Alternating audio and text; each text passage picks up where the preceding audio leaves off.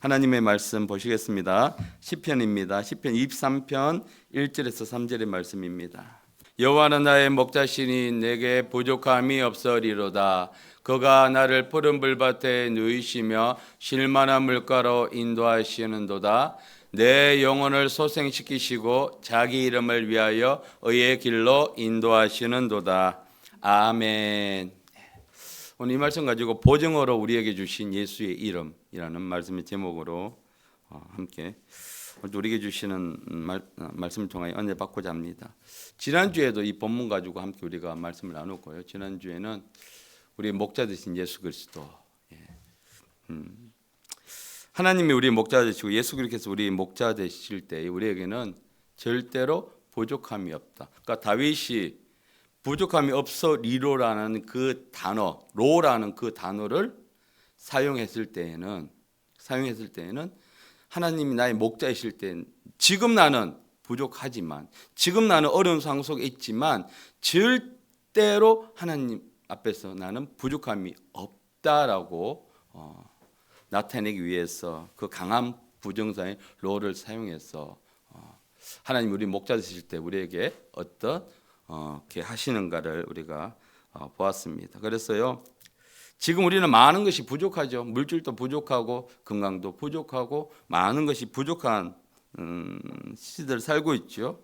그것은 왜 그렇습니까? 내가 나의 삶을 이끌어 가니까 늘 부족한 것밖에 보이지 않습니다. 그런데요, 지금 이 시를 쓸 때의 다윗의 정확한 우리가 환경은 이렇게 어떤 환경이다라고 이야기는 하지 않지만, 정확한 건 나와 있지 않지만 사울 왕을 피해서 도망하는 그 시기였든지 아니면 자기 아들 압살롬의 반란을 통해서 도망을 다니는 그 시기였는데, 둘 중에 한 시기에 다윗은 엄청나게 어려운 고난과 결핍 중에 있었지만 그 문제의 해결에 있어서 전적으로 누구에게? 하나님께 맡길 때에 나는 비록 지금 도망자의 신세고 나는 지금 어려운 가운데 있고 늘 부족한 것밖에 없고 결핍의 상황 속에 있지만, 그러나 나는 그것이 전혀 나에게 부족한 것이 아니다라고 지금 이렇게 고백하고 있는 것입니다. 그것은 왜 그렇습니까? 하나님을 내 삶의 주인으로, 나의 삶을 이끌어가는 목자로 인정하고 믿고 따라가기 때문에요. 현실은 부족한 듯 보이지만 그러나 그것이 늘 넘치게 채워주시는 삶을 살아가고 있다는 것을 지금 고백을 하고 있습니다. 그래서 우리가 예수님을 나의 목자로 고백할 때 하나님 나의 목자입니다라는 그 단어 안에는 어떤 조건이 필요합니까? 복종, 순종.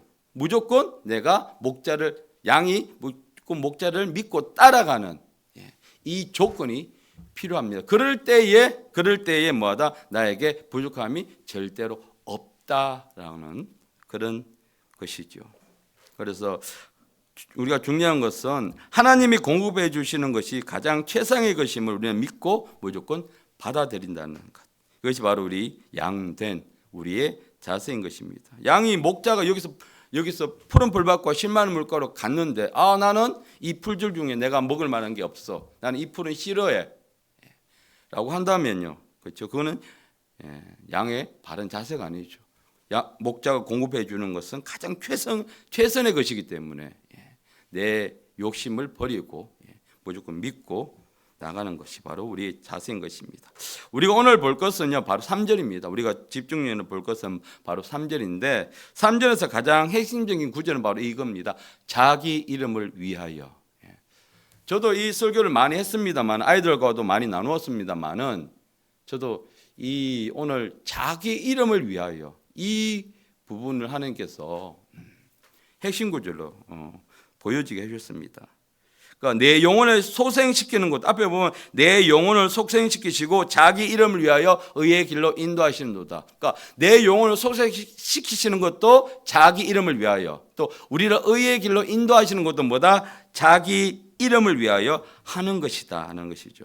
그러니까 모든 것의 주체가 뭐다? 내가 아니라, 나의 필요를 채워주는 내가 아니라 하나님이라는 거예요. 주체가. 여러분, 이런 말을 들을 때 세상 사람들이 기독교를 가장 싫어하는 게 뭐다? 바로 이기적이다, 독단적이다라는 거예요. 왜 너네들에게만 이 구원이 있느냐? 왜 예수 그리스도를 믿어야만이 구원을 받을 수 있느냐? 다른 많은 신들에게도 왜 구원은 없고 너네들만 있느냐? 이렇게 이야기하는 것이거든요. 그런데 성경 분명하게 이야기합니다. 예수 그리스도 이름 외에는 구원을 받은 이름을 준 것이 없다라고 말씀하시죠. 마찬가지입니다. 여기서 보면 이 말이 어쩌면 말씀을 보는 그들에게는 이기적이고 독단적인 것으로 보일 수도 있어요. 자기 이름을 위하여서 우리를 회복시키고 자기 이름을 위해서 우리를 의의 길을 인도한다. 이렇게 해석될 수도 있죠. 그런데 이 구절 안에 오늘 우리가 기억해야 될 엄청난 비밀이 숨겨져 있습니다. 그러기 위해서는 먼저요, 우리가 여기에 사용되어 있는 다윗이 사용한 단어들을 좀 우리가 조금 알아야 돼요. 여기 보면 이제 내 영혼할 때 영혼이라고 사용된 네페시라는 단어가 있거든요. 그러니까 시를 지을 때 함축된 의미를 사용하잖아요. 그렇죠? 그러니까 함축된 의미를 사용할 때 가장 내가 나타내고 싶은 이 시를 적을 때 그 단어를 적었어. 구차하게, 그러니까 구구절절 설명하지 않아도 그 단어를 알면은 이 글의 전체적인 내용을 파악할 수 있듯이 다윗도 오늘 이 영혼이라는 단어에 네핏이라는 단어를 사용했는데 이 네핏이라는 이 단어에는요 뭐가 있냐면 우리 한글에는 그냥 영혼이라고만 해석을 했거든요. 그러니까 영혼하니까 나의 영과 나의 국한되어 있습니다. 그런데 그게 아니고 이 단어에는요 생명, 마음, 몸, 즉 사람의 전인격적인 의미가 다 포함되어 있는 겁니다. 우리 마음만 회복시키는 것이 아니라 우리 생명과 건강과 또 우리 마음과 이 몸에 대한 모든 것들을 다 나타내는 것이 바로 이 영혼이라는 단어입니다. 지금 다윗에게는요 이 모든 것이 다 회복이 필요하기 때문에 이 단어를 사용을 했습니다. 그리고요 소생시키다, 슈브라는 단어를 사용했는데 이것은 바로 회복시키다, 그리고 새롭게 하다는 단어가 있고 또 죄에서 돌이켜 하나님께로 돌아간다라는 의미를 가지고 있습니다. 진짜 회복은 무엇입니까? 죄에서 돌이켜서 우리가 하나님께 돌아갈 때에 바로 진정한 회복이 일어나는 것이죠. 우리가 교회 와서 질병의 치유를 받았습니다. 그런데 그 사람이 그 질병에서 완전히 놓이지 않고 또 재발하는 이유가 무엇입니까?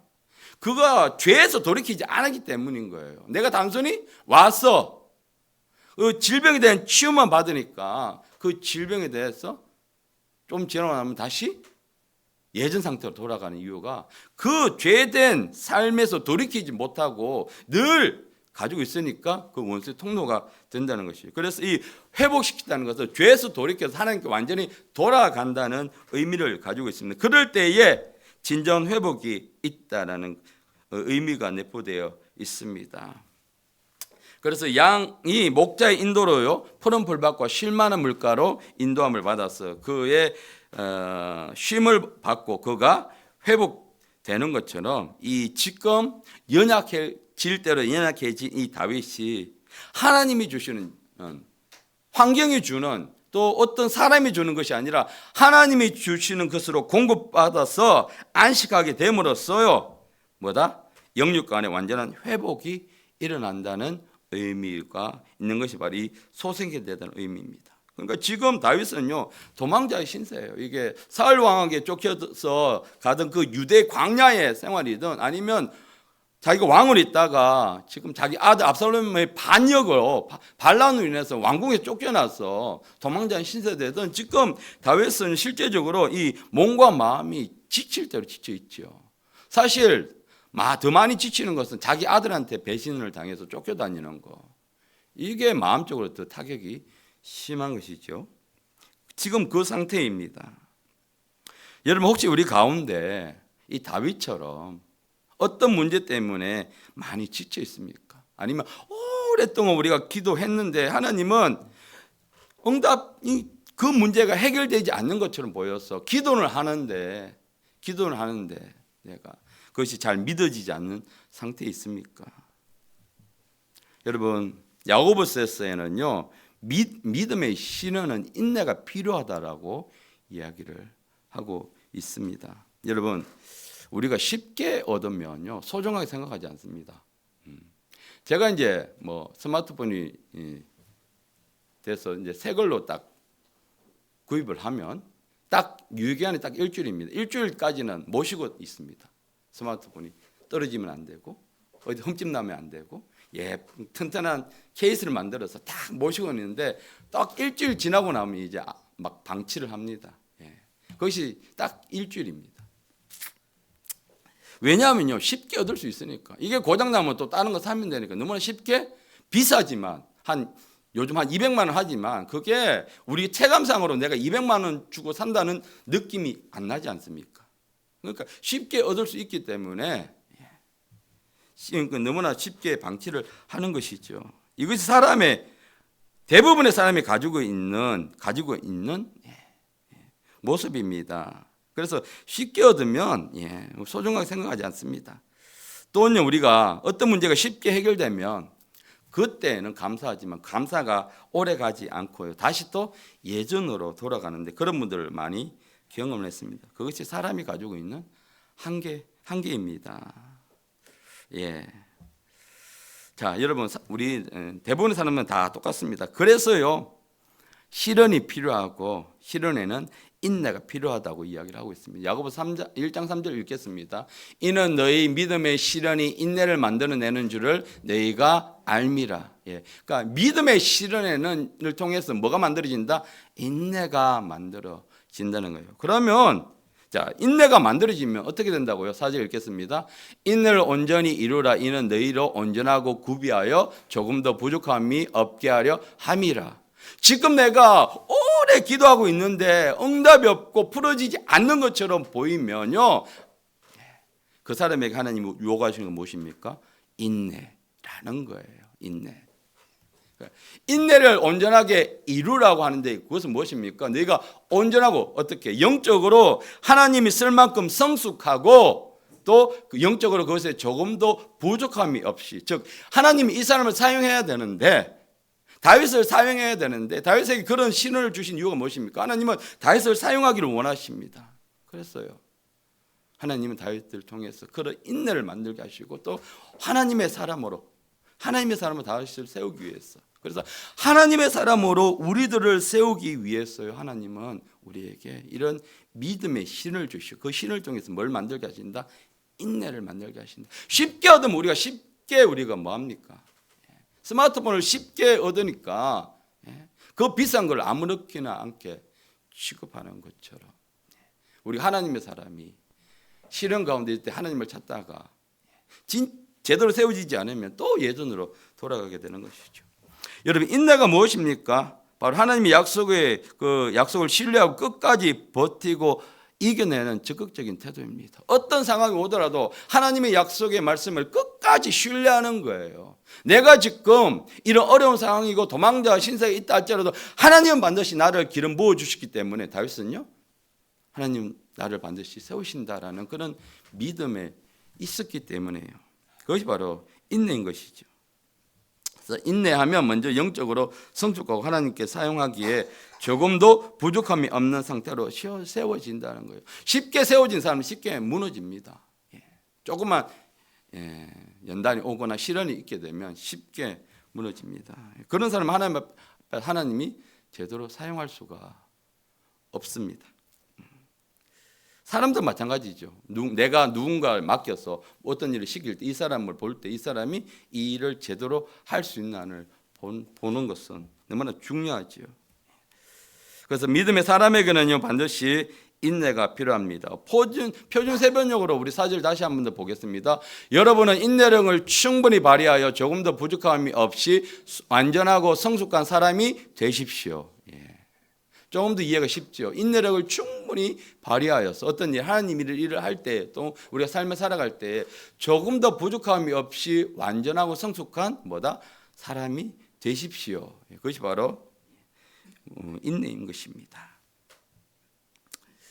그래서 이 다윗은요, 여러분 잘 알다시피 왕으로 기름 부음을 받았습니다. 받음에도 불구하고 오랜 기간 동안 바로 왕이 올라가지 않고 사울 왕에게 쫓겨다니며 그 거친 유대 광야에서 살아야 했습니다. 얼마나 억울하겠습니까? 하나님 나에게 기름 부으시고 도대체 나를 언제 쓰시려? 아니 그냥 때가 되면 쓰셔도 괜찮은데 왜 내가 이런 어려움을 당해야 하는가? 차라리 내가 왕으로 기름 부음을 받지 않았으면 이런 어려운 문제는 당하지 않고 나도 내가 좋아하는 양을 치면서 평범하게 살았을 텐데 라는 그런 원망이 들만도 한데요. 그는요 도망자 신세가 되었음에도 불구하고 조금도 하나님을 원망하지 않고 그는 끝까지 하나님을 신뢰한 사람이었다는 것이. 그러니까 이 시편 23편을 그가 고백할 수 있었습니다. 결국 어떻습니까? 여러분 다윗의 인내는 우리가 결과적으로 보지만 통일 이스라엘이라는 강력한 이스라엘을 세우게 되는 왕이 되었습니다. 그래서 지금은 유대인들도 가장 위대한 왕 다윗 왕이라고 그들은 이야기를 합니다. 그리고 또한 그 가문을 통해서 누가 태어났습니까? 우리의 구원자 예수 그리스도가 태어나신 것이죠. 그래서 시련을 당하는 사람 입장에서는 이 시련은 엄청나게 고통스럽습니다. 당장 눈앞에 있는 것이 해결되길 원하니까. 질병도 마찬가지죠. 질병도 마찬가지. 오늘도 우리가 함께 기도했던 우리 임기령 권사님의 우리 아드님, 엄청난 시련이죠. 이 세상에서 암이란 그러면 그렇죠. 암이란 그러면 아직까지도 완치 확률보다는 그렇지만 우리가 기도를 통해서 함께 하면 하나님 앞에서는 질병은 다 똑같은 것이니까 우리가 믿음으로 우리가 선포를 하면 되는 것입니다. 근데 그것이 바로 무엇이다? 하나님께서는 믿음의 사람으로 세우시기 위한 시련이 도구가 된다는 거예요. 방금 우리가 읽었습니다만 믿음의 시련은 인내를 요구한다는 겁니다. 우리 믿음의 사람들이 걸어가야 할 길은요, 여러분 절대 넓은 길이고 편안한 길이 아닙니다. 여기 또 말씀에 보면 우리 3절 보면 의의 길로 인도하시는 도다라고 합니다. 여기서 앞에 의라는 이 단어에 의라는 단어에 두 가지 뜻이 있습니다. 이것을 좀 알고 넘어가야 되는데 하나는요 그리스도인들이 외적으로 도덕적이나 법적으로 올바름, 의로움, 공정함을 나타냅니다. 그리고 또 하나의 뜻은 하나님 보시기에 온전한 삶, 그것이 하나님 원하시는 그 의를 이루는 삶을 살아가는 것, 이 두 가지를 나타내는. 그러니까 하나님을 위해서 살아가는 사람이 도덕적으로나 법적으로나 공정하지 못하고 올바르지 못하고 의롭지 못하는 그 삶은 바르게 하나님을 우리가 보지 못하는 삶이 되겠죠. 그래서 우리 그리스도인들은 이 두 가지를 다 살아가야 충족시키면서 우리는 살아가야 합니다. 여기 보면 그래서 이 채테크라는 단어를 사용했습니다. 다윗이 여기서 의라는 이 단어를 사용할 때에 이 의미를 가지고 사용했다니까. 그리스도인, 내가 하나님의 자녀로 살아가면서 세상에서는 엉망으로 살아가는데 내가 하나님 앞에만 교회 안에서만 거룩한 척 아니죠. 그런데 내가 또 세상에서는 그렇게 사는데 교회 안에서는 또 그렇지 못한 적이 아니라 세상에서도 또 하나님 앞에서도 내가 정직하고 바르게 살아가야 한다는 의미에서 의의 길로 인도하시는 도다라고 적었습니다. 그래서 결코 그러니까 그 두 가지를 다 우리가 하면서 살아가는 길은 절대 편안한 길이 아니죠. 왜? 내가 이 땅에서 의롭고 올바르게 공정하게 살아가려면 내가 일정 부분 내가 손해보고 살아가야 하죠. 손해보고 양보해야 되고 배려해야 되고 내가 손해보아야 되고 그 삶이 그리스도인 삶인데 그 삶이 결코 큰 길은 아니죠. 쉬운 일은 아니죠. 내가 나의 것을 일정 부분 포기하면서 살아간다는 그 삶은 결코 나를 편하게 유쾌하게 살아가게 되는 삶은 아니라는 것입니다. 그러나 중요한 것은 그 길은 어디로 인도한다? 바로 생명으로 인도한다. 약간 더운 것 같은데 에어컨 트셔도 됩니다. 지금 폭염주의보가 고양시에서 발휘됐습니다. 어제 오늘 계속 그러니까 건강에 유의하시고요. 조금 더우시면 에어컨 트셔도 됩니다.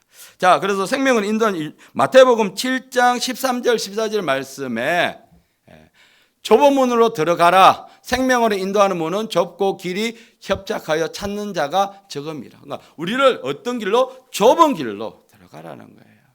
거기는 어디로 인도한다고요? 생명으로 인도한다. 그런데 그 길을 가는 사람이 적다는 거예요. 적다는 거예요. 그래서 내가 이 땅에서 일정 그렇게 살아가기 위해서는 일정 부분 나의 욕심과 나의 것을 포기하고 살아가야 되는 것이죠. 우리가 시를 당했을 때, 힘들 때에 우리는 어떻게 해야 된다? 절망이 아니라, 슬픔이 아니라, 한탄이 아니라 기뻐하라는 거. 하나님이 나를 하나님으로 사용하기 위해서 이 시련이라는 도구를 통해서 나를 지금 만들어가고 계시는구나. 말은 할 수 있지만 당하면 결코 쉽지는 않습니다. 그래서 아무나 하나님 앞에 쓰임을 받는 사람이 될 수가 있는 것이 아니라는 것입니다.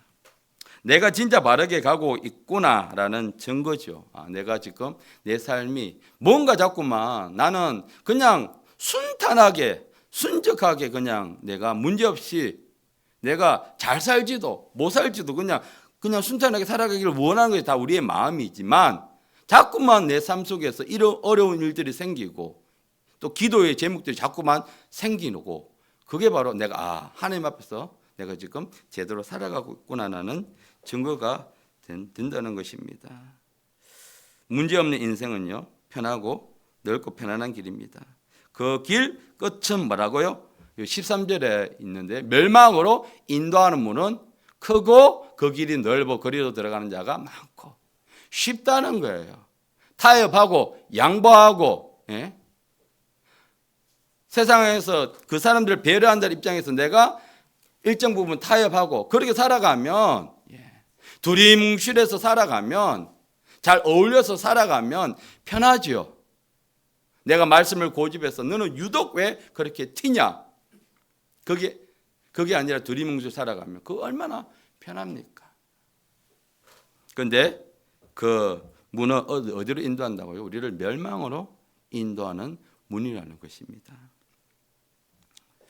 그렇다고요. 계속해서 이제 말씀이 선포되지만 하나님이 주시는 축복을 마다하면서까지 내가 이 고난의 길을 살아가야지 그런 의미는 아닙니다. 내가 그 길을 가면서 그 길을 통해서 하나님 주시는 축복 속에서요. 그 축복을 받고 물질이든 건강이든 나에게 주시는 걸 통해서 내가 뭐하라 하나님은 흘려보내라. 물질은 물질을, 시간이면 시간을 우리 그리스도인은 그것을 가지고 움켜 있는 자들이 아니라 뭐하라? 흘려보내라. 흘려보내는 자들이라. 가뭄에 시냇가에 심은 나무가 푸른 이유는 무엇입니까? 여러분, 거기서 뭐가 흐르기 때문에요? 물이 흐르기 때문에 시냇가에 있습니다. 물이 흐르는 통로로 사용되면요, 그 흘려보내는 통로 사용되면 흘려보내면 처음에는 잘 안 되어서 아깝지만 내가 나를 통해서 물질이 흘러간다면 나를 통해서 건강이 흘러간다면 나는 건강하게 좀 나는 부유하게 사는 거 되지 않겠습니까? 자, 우리 그리스도인은 이렇게 외적으로 사람이 보기 어렵고 공정하며 정직하게 살아가야 하면서 하나님 보시기에도 이 온전한 삶을 살아가야 합니다. 그런데 이 좁은 길 하나님 그것을 원하시죠. 그래서 그것을 살아가기 위해서는 뭐합니까? 내가 죽어야 합니다. 내 욕심이 박살이 나야 합니다. 갈라디아서 5장 24절 함께 선포합시다. 시작. 그리스도 예수의 사람들은 육체와 함께 그 정욕과 탐심을 십자가에 못 박아넣으니라. 그렇죠? 예수의 사람, 그리스도 예수 사람, 믿음의 사람들은 육체와 함께 정욕과 탐심, 욕심을 십자가에 끝장내 버려야 우리가 어떻게 좁은 길, 좁은 문으로 그 길을 갈 수가 있다는 것입니다. 이 삶은 결국 나를 위한 삶이 아니라 하나님을 위한 삶, 예수 그리스도를 위한 삶입니다. 그래서 삶의 주체가 바로 누구다? 바로 하나님, 바로 우리 예수 그리스도이십니다. 그러면서 우리 인도하시는 사람들은 인도하시는 도다. 이것은 뭡니까? 양이 원하는 대로 가는 것이 아니라 목자가 원하는 대로 양을 이끌어 간다는 의미가 있습니다. 그래서 인도함을 받으려면 양은 이쪽으로 가고 싶은데 이쪽에 가니까 더 먹을 것이 있다고 생각하는데 그걸 꺾어야죠. 꺾고 목자가 인도하는 대로 가야 푸른 풀밭과 쉴만 안전한 장소에서 온전한 쉼을 얻을 수가 있다는 것입니다. 나를 꺾어야 합니다. 나의 원함이 아니죠. 그것을 꺾지 못한다면 절대 우리는 예수 그리스도의 인도함을 받을 수가 없고 우리 하나님의 자녀, 하나님의 상속자로 살아갈 수 없습니다. 이 땅에 많은 그리스도인들이 그러니까 교회 다니는 사람들이 있습니다. 있는 중에 진짜 그리스도인은 몇 프로나 될까? 내 욕심대로 살아가고 내 고집대로 살아가고 내 방식대로 신앙생활을 하는 것 다 뭐다? 교회 다니는 사람이다라는 거예요. 그리스도인이 죄송하지만 아니다라는 거예요. 내가 힘들어도 내가 어려워도 기도의 자리에 있는 것, 하나님 원하시는 그 자리에 있는 것, 그것이 바로 목자의 인도함을 받는 그것입니다. 그래서요, 인도함은 우리를 소생시키시고 우리를 의의 길로 인도하시는도다. 자, 여기서 이제 우리가 아까 자기의 이름을 위하여서 의의 길로, 여기 오늘 우리가 핵심을 단어라고 이야기했는데요. 여기서 자기 이름을 위해서 내 영혼을 소생시키시고 자기 이름을 위하여 의의 길로 인도하시는도다. 여기 자기 이름을 위해서는 뭐가 있냐면 바로 이 자기 이름 즉 하나님의 이름에는요 명예, 명성, 권위, 영광, 평판이라는 의미가 내포되어 있습니다. 즉 하나님은 당신 자신이 계시한 이 거룩한 이름의 이 명예와 권위를 지키기 위해서 누굴 회복시키신다? 우리를 회복시키시고 우리를 의로 그 의의 길로 인도하신다는 거예요. 자기의 이 거룩하신 이름을 지키기 위해서. 그래서 이 공경에 처한 자기 백성 또는 아버지 그리고 백성 그리고 곧 이 여기서는 바로 다윗과 또 이스라엘 민족을 보호하시면서 그들을 소생시키셔 의의 길로 인도하시는 것이 목적은 뭐다? 다윗을 위해서가 아니라 하나님 자신의 이름을 거룩하신 그 이름을 지키기 위해서인 것입니다. 그러니까 이 말을 잘못 들으면 이기적이고 독단적인 것이 바로 기독교인이다라고 이야기할 수 있는데 여기에 비밀이 있다는 거예요. 그래서 신약에 보면 예수님 통해서 많은 질병으로부터 고통당한 사람이 치유되고 또 귀신에 눌려있던 사람들이 노임을 받고 이런 일들이 일어나는 이유도 마찬가지입니다. 그래서 가난한 자들에게 새 힘을 주고 강하게 하시는 일, 절망에 잠겨 죽을 지경에 처한 자에게 새 삶을 허락해 주셔서 희망을 주시고 소망을 부여하시고 승리 있게 하시는 등 이 모든 것이 뭐다? 거룩하신 하나님의 이름, 거룩하신 예수 그리스도의 이름을 위하여서. 그러니까 여러분 우리에게도요 자기 이름을 위해 하나님께서 우리에게 자기 이름을 위해서 질병에서 가난에서 문제에서 자유케 하신다는 것입니다. 즉 우리가 다시 말하면 이 거룩하신 하고 전능하신 하나님의 이름이 그 모든 것을 뭐한다? 보증해 준다. 우리가 질병 가운데 있을 때, 우리가 가난 가운데 있을 때, 어떤 문제 가운데 우리 스스로 해결하지 못하는 그 문제 가운데 있을 때 예수 이름을 선포하면 예수 이름이 보증이 되어져서 이 모든 것을 뭐 하신다? 회복시켜 주신다는 거예요. 이 말에는 그 비밀이 숨겨져 있습니다.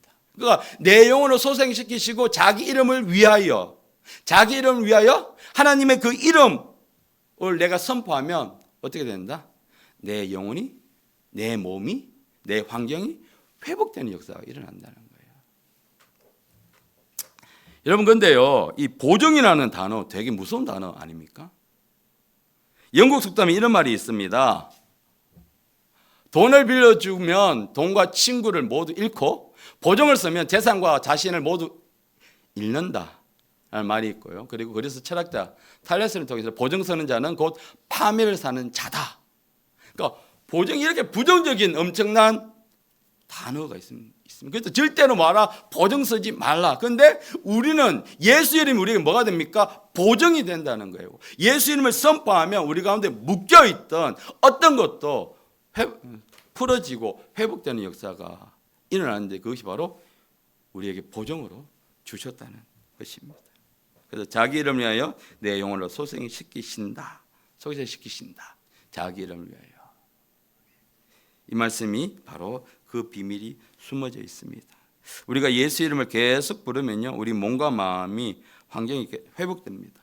그래서 계속해서 우리는 뭐 해야 하니 오늘 또 예수 이름을 계속 우리가 선포해야 되고 불러야 주 예수여 주 예수여라고 불러야 됩니다. 그 주 예수의 이름이 우리에게 보증이 되기 때문에 내가 질병이든 내가 어떤 문제든 가정의 문제든 질병 문제든 물질의 문제든 예수 이름을 선포하면 하나님이 소생시켜 주신다고 약속을 주셨잖아요. 그러니까 자기를 위해서 회복시켜 주신다고 분명히 말씀을 우리에게 주셨습니다. 여러분 우리가 계속해서 예수 이름을 부릅시다. 그러면요 제자교회 공동체가 살아납니다. 우리 공동체가 살아날 수 있는 방법은 예수 이름을 계속 부르는 것입니다. 여러분 우리는 그렇습니다. 교회를 하면서 때로는 억울한 말을 들어서 속상할 때가 있고요. 알아주지 않아서 서운할 때가 있습니다. 뭐 제가 그렇습니다. 좀 알아주시기 바랍니다. 예. 여러분 말고 제가요. 예. 뭐 저도 여러분하고 별 바 차이는 없습니다. 예. 자 그럴 때마다 우리는요 뭘 해야 됩니까? 예수 이름을 부르면 회복되고요. 그 상한 마음이 치유되는 역사가 일어나게 되는 것입니다. 그러면 우리 공동체가 회복되는 거예요. 우리 여러분 교회는요 우리 한 사람 한 사람이 모여서 교회가 되는 겁니다. 그러면 한 사람 한 사람이 회복되면 교회는 어떻게 되겠습니까? 교회가 회복되는 겁니다. 아멘. 여러분 그래서요 예수 이름을 이렇게 예수 이름을 보증으로 우리에게 오늘 주신 거예요. 그래서 여러분 시편 23편 3절에 있는 이 엄청난 자기 이름을 위하여라는 이 말씀의 비밀. 이거 하나님이 저에게 깨닫게 해주셨는데요. 이제 우리는요 문제를 부르지 말고 부정적인 말을 내 입술에서 제가 오직 우리의 약속의 이름, 우리에게 보증으로 주신 예수 이름을 부르셔서 회복되고 살아나는 경험을 하는 오늘 하루가 되시길 예수님의 이름으로 축원합니다.